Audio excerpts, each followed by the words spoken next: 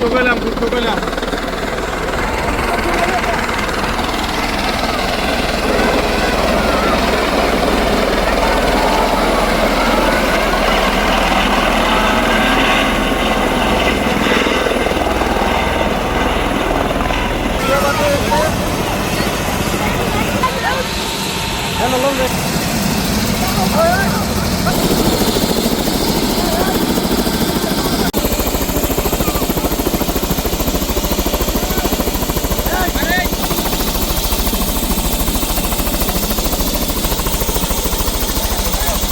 মূলত দেশে আসা আমার মাকে দেখা এবং ওনার শখ পূরণ করার জন্য হেলিকপ্টারে আজকে আমাদের নন্দীরচর আসছি।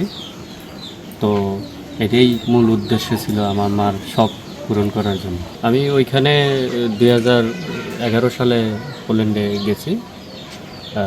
আর আগে আমি অনেক আগেই 2006 সালে স্টুডেন্ট ভিসায় সাইপ্রাসে গেছি। সাইপ্রাস থেকে ওইখানে আমার কম্পিউটার ইঞ্জিনিয়ার শেষ করার পরে আমি মাস্টার্সের জন্য পোল্যান্ডে গেছি। পোল্যান্ডে কমপ্লিট করার পরে আমি স্টার্ট করলাম বিজনেস এবং ওইখানে আমি নাগরিকত্ব পাইছি এবং ওইখানে আমি সিটিজেন ছিলাম। আমার বাচ্চারা, আমার বউ, ওয়াইফ সবাই আমার ফ্যামিলি নিয়ে ওইখানে থাকি।